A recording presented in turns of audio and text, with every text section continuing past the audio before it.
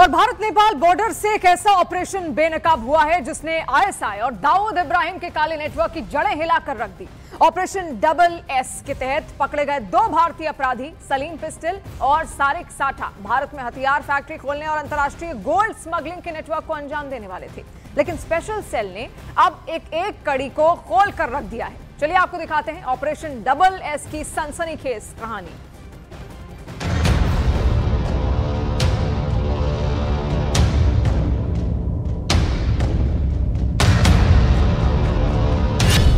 Bharat Nepal border पर secret network का पर्दाफाश।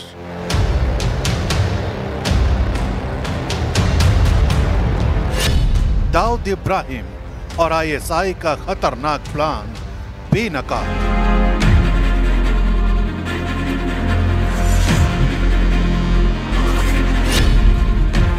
सलीम पिस्टल और सारिक साठा की सनसनीखेज साजिश।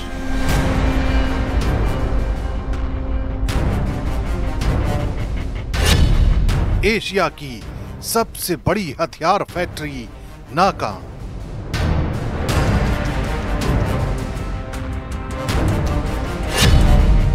गोल्ड स्मगलिंग और अवैध हथियारों वाली चाल बेपर्दा।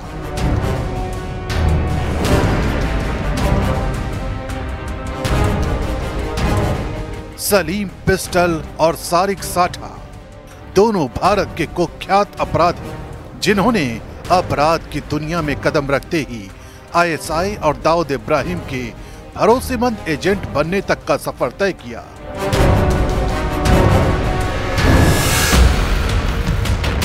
सलीम पिस्टल, जिसे एशिया का सबसे बड़ा अवैध हथियार का सौदागर कहा जाता है, भारत नेपाल बॉर्डर पर हथियार फैक्ट्री खोलने की तैयारी में था।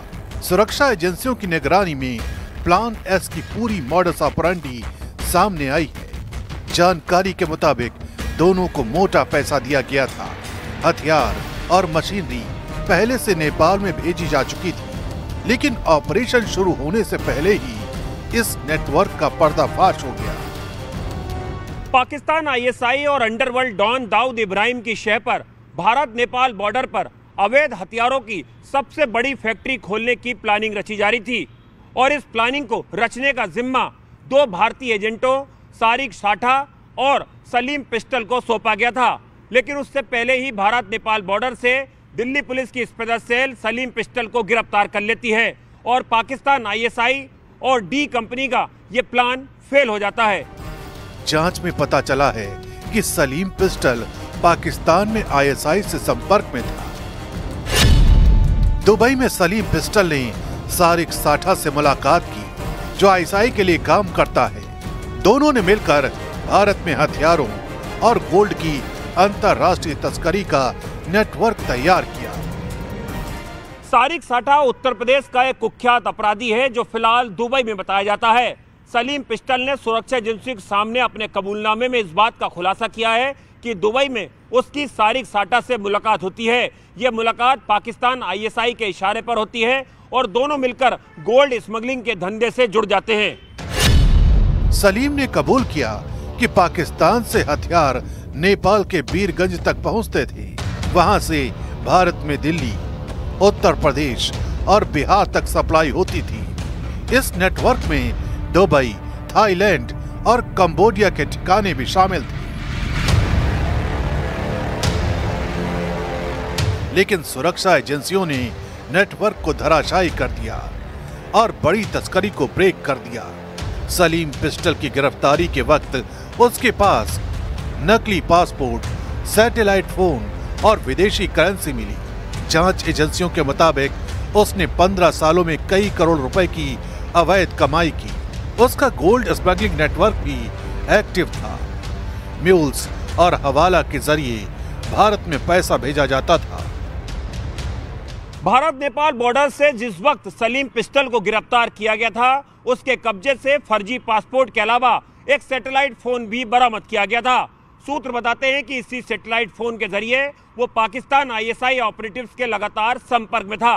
सलीम पिस्टल ने पूछताछ में इस बात का भी खुलासा किया है कि वो करीब 15 सालों से अवैध हथियारों की खरीद फरोख्त और गोल्ड स्मगलिंग के धंधे से करोड़ों की अकूत संपत्ति का मालिक बन बैठा और उसने इस करोड़ों की संपत्ति से कई बेमानी प्रॉपर्टीज भी भारत में खरीदी थी, जिसको लेकर ईडी ने भी सलीम पिस्टल के खिलाफ बड़ी कार्रवाई की थी।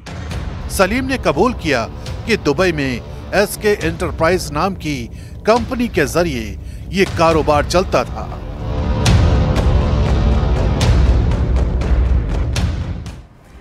सारिक साठा यानी संभल हिंसा का मास्टरमाइंड सुरक्षा एजेंसियों के मुताबिक दुबई उसका ठिकाना है। ये वही कुख्यात अपराधी है जो दाऊद इब्राहिम और आईएसआई के नेटवर्क में सक्रिय रहा। साथ ही उसका गैंग चोरी, हथियार तस्करी और हिंसा के मामलों में भी शामिल है। सलीम पिस्टल इसमें एक बहुत बड़ी कड़ी था।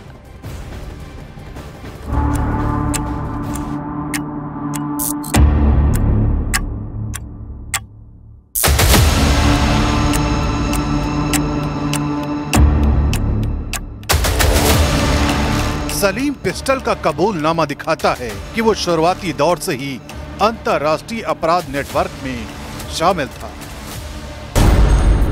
उसके मुताबिक 2008 में प्रगति मैदान में ऑटो एक्सपो के दौरान पाकिस्तान से आए रिश्तेदारों से उसकी मुलाकात हुई। धीरे धीरे हथियारों, नकली नोटों और अंतर्राष्ट्रीय गोल्ड तस्करी तक उसका दायरा बढ़ा। लाहौर में उसने नामी गैंगस्टरों और हथियारों को देखा और बहन शाहजहां के जरिए साबिर भट्टी से संपर्क किया।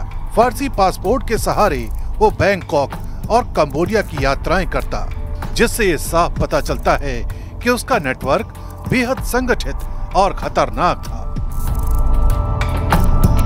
सलीम पिस्टल ने हथियारों की सप्लाई का पूरा ब्यौरा दिया है।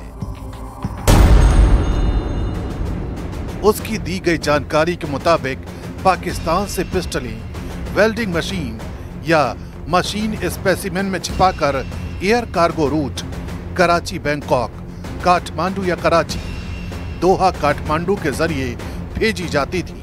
काठमांडू में दीपक गुरुंग नाम का शख्स कस्टम क्लियरेंस का काम करता था और फिर पिस्टलों को बीरगंज से साइकिल चलाने वालों के जरिए रक्सौल तक पहुंचाया जाता था।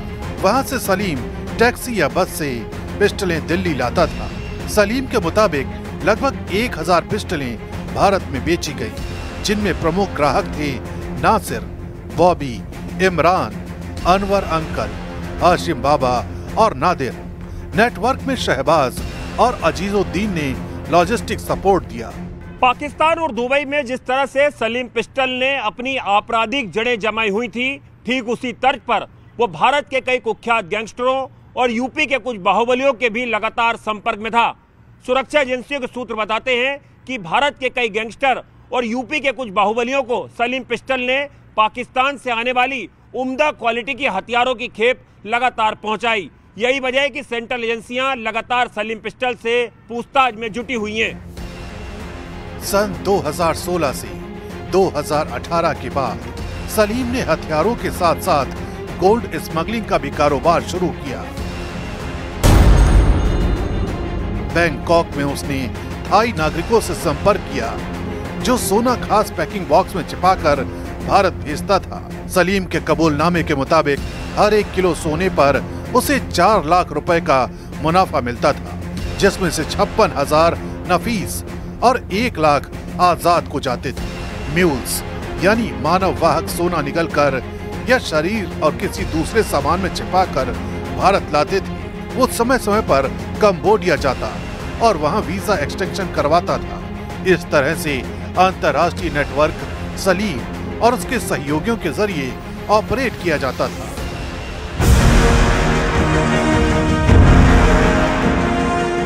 सलीम का कबूलनामा दिखाता है कि ये कारोबार केवल हथियार या गोल्ड तक सीमित नहीं था। पाकिस्तान और नेपाल में संपर्क, दुबई ठिकाना और स्थानीय एजेंट इसे अंतर्राष्ट्रीय स्तर तक फैलाते थे। सलीम और अजीजुद्दीन ने भारत में हथियार सप्लाई के लिए बड़े पैमाने पर लॉजिस्टिक सिस्टम तैयार किया। उनके साथी शहबाज ने पाकिस्तान में रिश्तेदारों की मदद से नेटवर्क चलाया। सुरक्षा एजेंसियों का ये कहना है कि नेटवर्क अब भी एक्टिव हो सकता है। सलीम की गिरफ्तारी से ही उसका एक हिस्सा खुला है, लेकिन इसकी जड़ें बेहद गहरी और खतरनाक है।